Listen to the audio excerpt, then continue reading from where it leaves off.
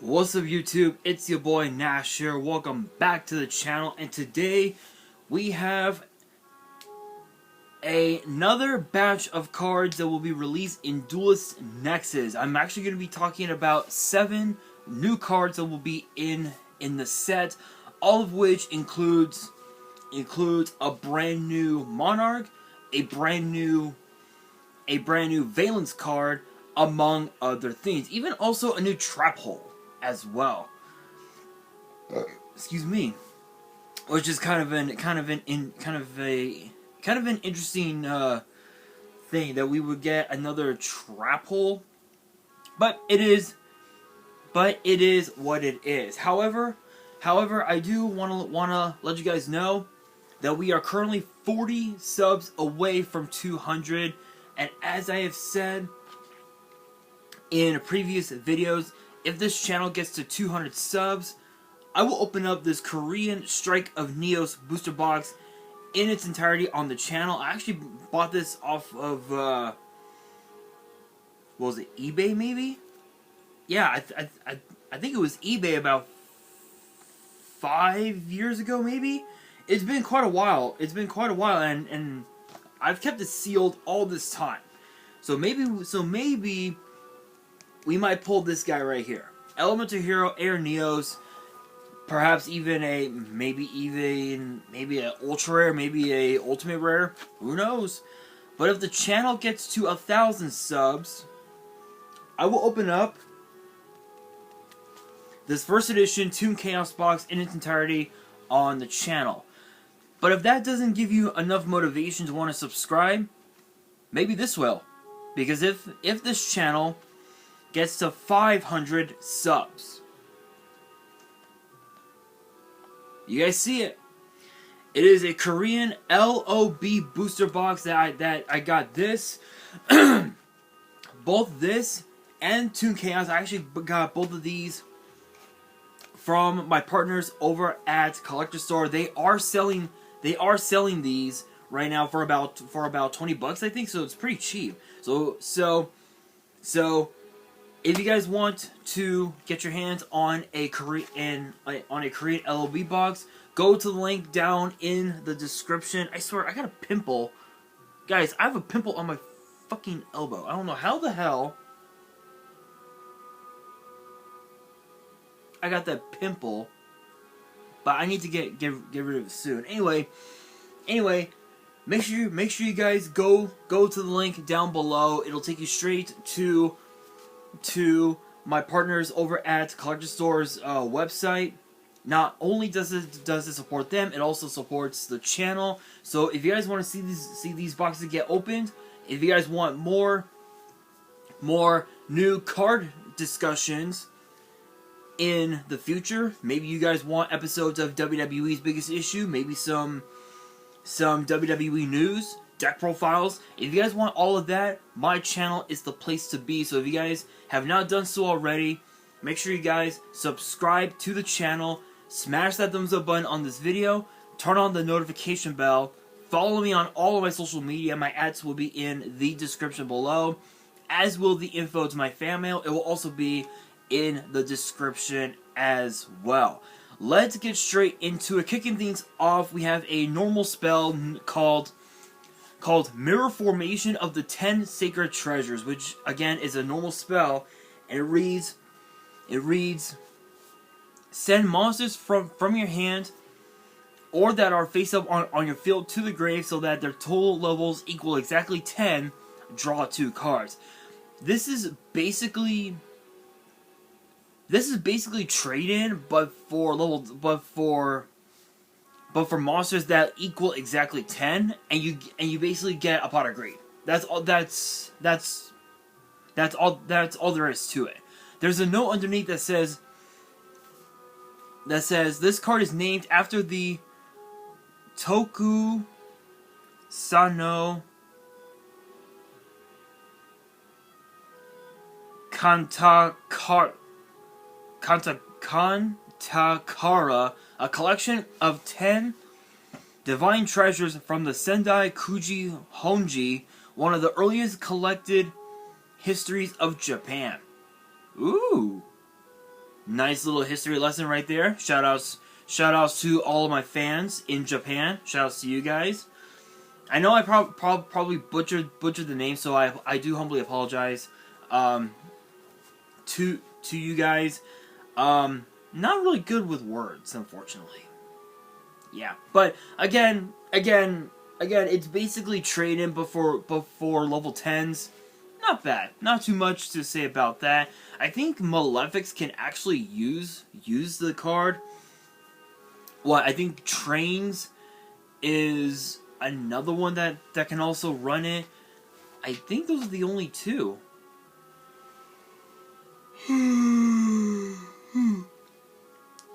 Excuse me, I think those are the only two decks that can actually play this card.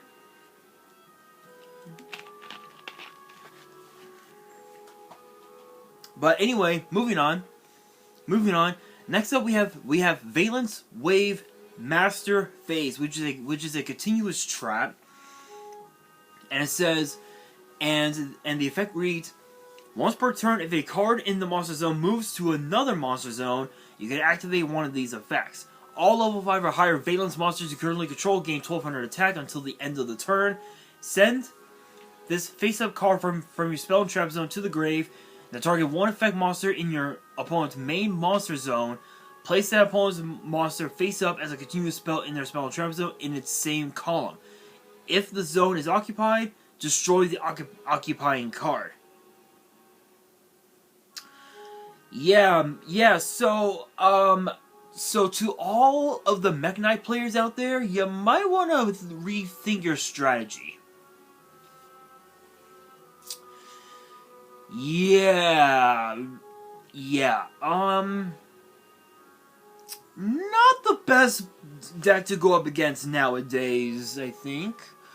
Although to be fair, it's a good way to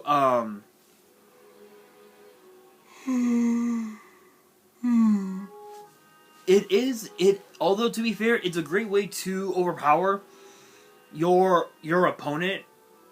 The hell?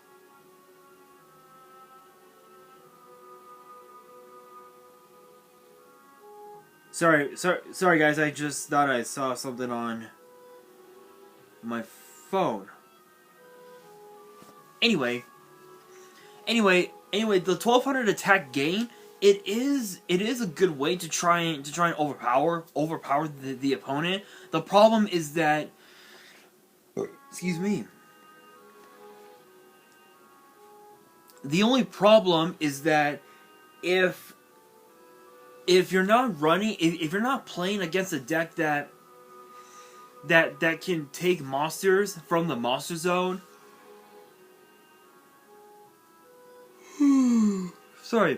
from the main monster zone to another zone, then this card basically sucks. But for the most part, it's not too bad. I'm not really gonna say much about the card, only because I've never played with Valence before. But I'm pretty sure the deck still needs a little more support for it to become a meta deck, but only time will tell. But next up we have a Monarch known as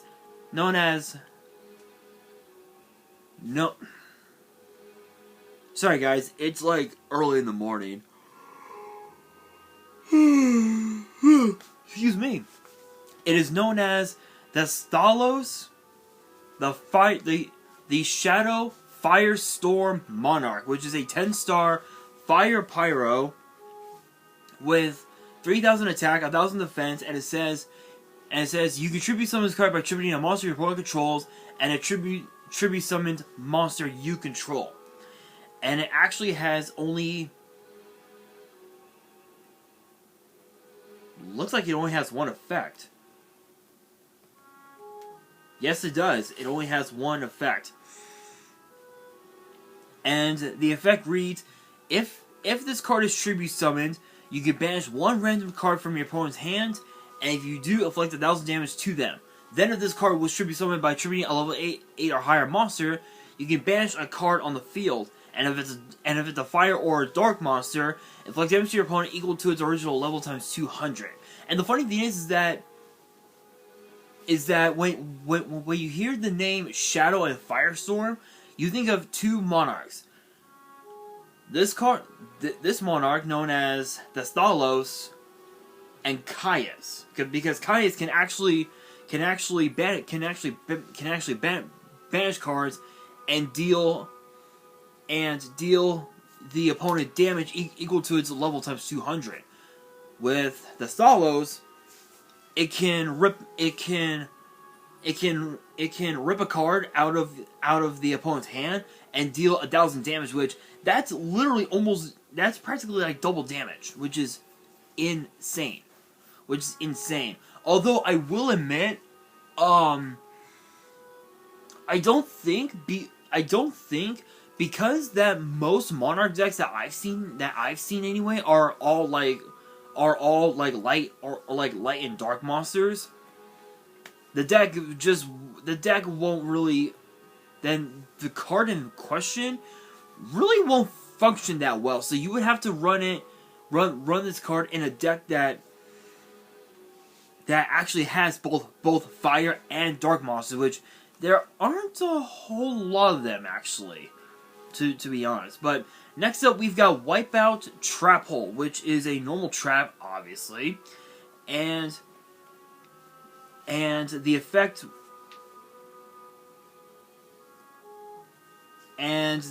reads when your opponent summons a monster with 1500 or less attack, banish that monster or monsters with 1500 or less attack face down.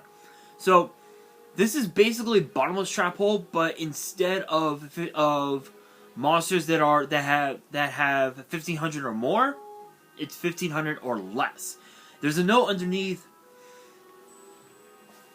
that says that what is it, Danzetsu? I think it's the kanji, can mean something completely erased, wiped out, or driven to extinction, or to completely cut off, isolate, severe, or exiled something. Basically, personage by banishment. That's pretty dark. That's pretty dark, you guys. There's also another note.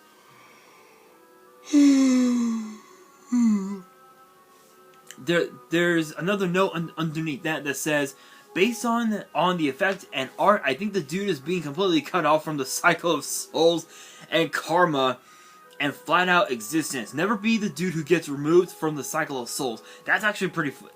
Don't get me wrong. The way it was worded, it's pretty dark, but it's also kind of funny as well. Just because of the fact that whoever created the card must have been like depressed, like straight up depressed. Who knows?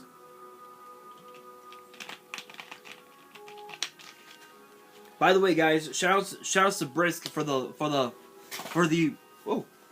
the original lemonade. Both that and pink lemonade, two of the best lemonades in the world. Don't at me in the comments, people. My opinion. Of course, if you guys want to start, start a discussion war on that, you guys can do it in the comments. Anyway, next up we have, if I can go down, here we are. We've got Sleipnir the Runic Mane, which is a 9-star light beast fusion with 1500 attack and defense, and requires 2 runic monsters. And it has 2 separate effects, which are both once per turn. And the first effect reads, during your main phase or your opponent's battle phase, as a quick effect, you can target a face-up monster they control, banish it, and this card until the end phase. So it's sort of like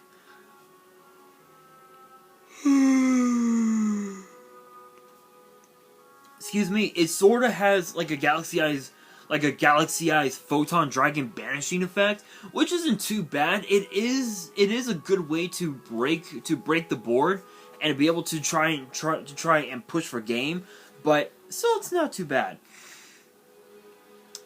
The second effect reads, if your opponent adds a card or cards from the deck to the hand, you can special summon one runic token, which is a 4-star light fairy with 1500 attack and defense in attack position. Oh. Tuners, anybody? Not bad. I mean, to be fair, if you summon out tuner monsters, you can use both it and the tokens as synchro material. You can actually use 2 of these tokens plus a 2-star tuner, and you can instantly make Baron de Flor, or you can even also go into any other 10-star monster, such as Ally of Justice Decisive Armor, which is actually a pretty funny card. Pretty good, but pretty funny. Still, that's not too bad. Token spam, not much else to say about that. And you can even also use the tokens as link fodder as well, which is even more hilarious. There's a note underneath that says Sleipnir, or the Slipper, is the child of Loki with the horse of a certain Jotun, I think? I don't know. They serve as Odin's steed, and with its 8 legs, it can traverse the 9 realms of Norse religion and myth. Oh. Okay. Nice little history lesson right there. Nice little cool history lesson right there. Alright, next up, and also to be fair, looking at that fusion, another thing as well that boggles my mind is the fact that with the runic deck there are no main deck monsters. From what I remember, there are no main deck. Actually, you know what? I want to look that up. Give me a second. I want to look that up. Excuse me.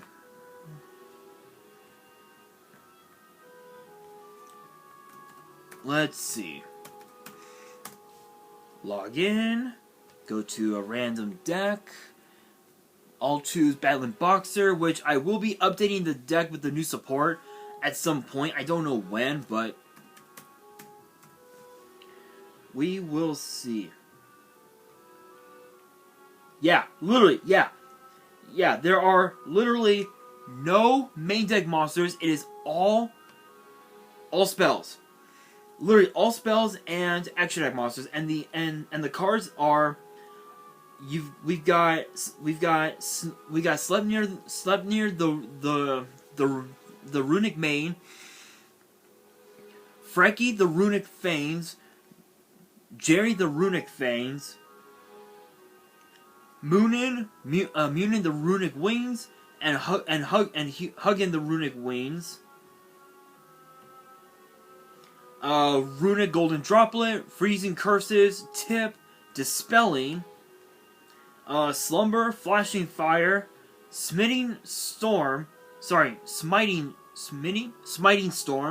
Destruction, Allure, and Fountain. Those are the only runic cards in the archetype. There are no main deck monsters. Now, if the archetype did have main deck monsters, I truly believe that the deck could have the potential to be a meta deck. But that's just me. I know that Naturia has actually benefited from the archetype quite well, actually. Funny enough, but still, it's pretty interesting. Next up, we've got Corrupted Gem of Rebellion Snake Eye, which looks like is a normal spell, and the effect is a once per turn, obviously, that reads: target a face-up monster on the field, place it face-up in its own spell and trap zone as a continuous spell.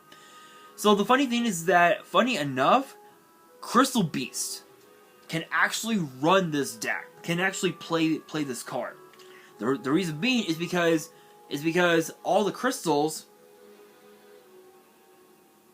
can actually go into the spell and trap zone as continuous spells. This card basically further ensures it, and it also it ensures that Ancient City Rainbow Ruins becomes live, especially when you have all 5 crystals in the back row. That's pretty good. That's pretty good. And now the last card to talk about in today's video, we've got Fusion Reinforcement, which obviously is a normal spell, and the effect is a once per turn that reads: reveal 1 fusion monster in your extra deck, and if you do, special summon one of the fusion materials mentioned on it from your extra deck or grave, but until the end of your opponent's turn, it cannot attack and its effects are negated. And there's a note underneath that says, an amusement that says, of amusement, the pose of Flame Swordsman seems to be referencing the art with its hands in a weird pose. That's pretty crazy. That's pretty crazy. So this is basically fusion deployment. This is basically a much more weaker version of fusion deployment, because fusion deployment, ow, that fucking pimple. Fusion deployment has sort of like has a much more better effect than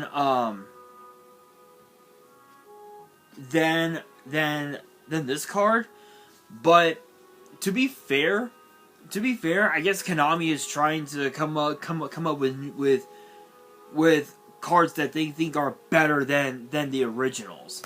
But honestly, this card sucks. Fusion Reinforcement sucks.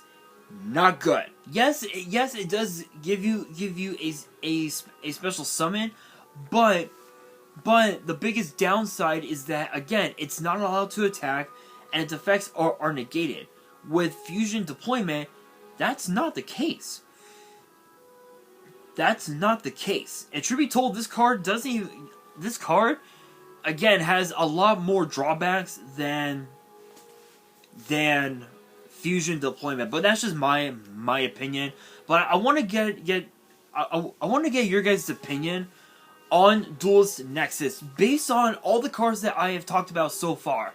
What are your guys' thoughts on Duelist Nexus, and do you think the set will change the meta?